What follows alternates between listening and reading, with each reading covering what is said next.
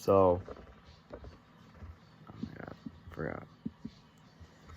All right, so I've been watching the 3 videos for introduction theaters week 8 on my 3 videos I had to watch for, and I took notes for it. And here's my thoughts about it.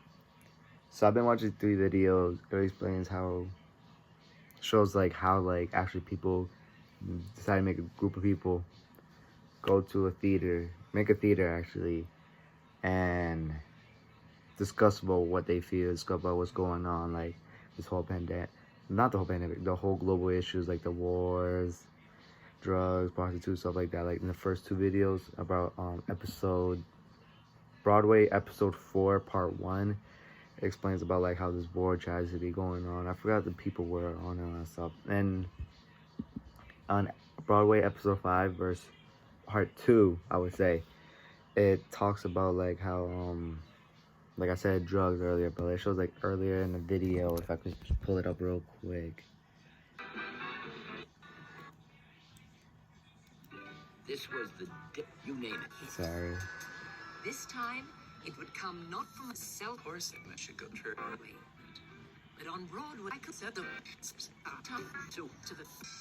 They still want a happy ending. Yeah, back in New York, they had like people doing stuff like. Unambiguous, which is actually there are no endings. Like in Broadway, they just like had people like doing. Dang it. They had people just doing stuff like.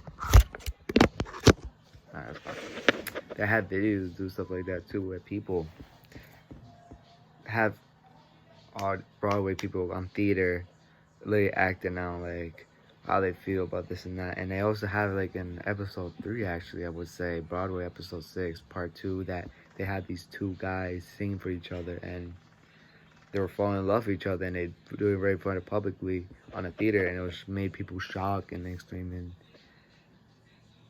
made people blow their mind out like how it is on and stuff, and made people think crazy like how people put the effort at making theaters and stuff like that, put their personal problems out in theaters and have other global issues around that to make a music theater. And that's like actually a good idea, and actually in my personal opinion a good way to like to get interested more in theaters and stuff like that. Because for me, for my personal opinion, I like how they did that.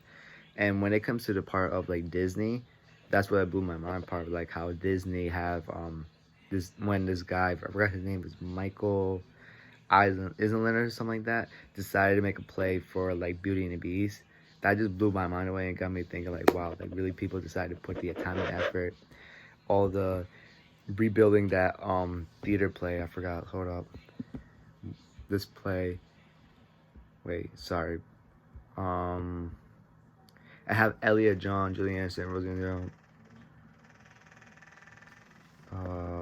Hold up. It says that New Amsterdam Theater, it was New Amsterdam Theater that they decided to make the Lion King, actually. I'm sorry to say Beauty and the Beast, but the Lion King, it cost them at least $36 million to restore it, that place.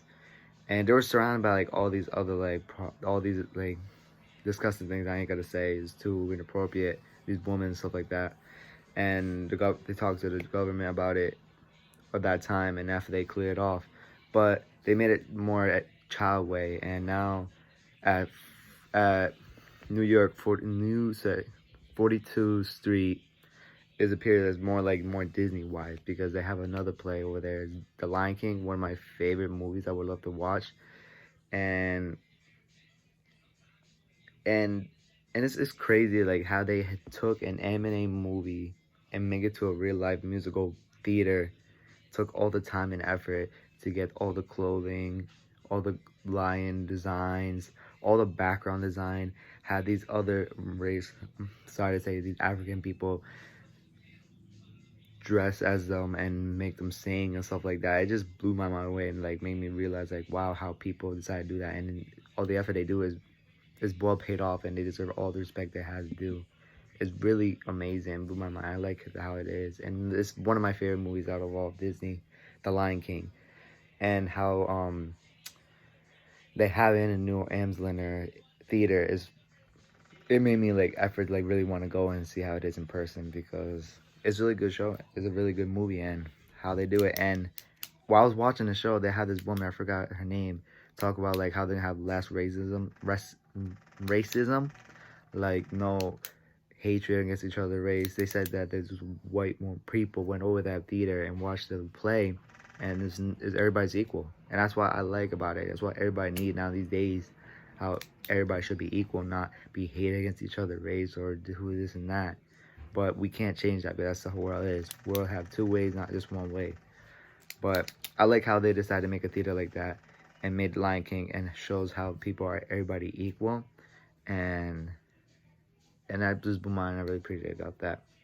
That's most of my thoughts, and I'm sorry I wasn't too clarified about it, because it's just like I'm too shy in the camera, and I decided to make the videos to like make more myself like understand more better, instead of like write it down, because write it down like okay it's a paper and snap, but like me expressing my feelings about how they decided to do the Lion King on New Amazon Theater, it's blew my mind, and it actually made me motivations to like go to New York and watch that play by person. But this pandemic, but let's see when this pandemic goes lower, I will go.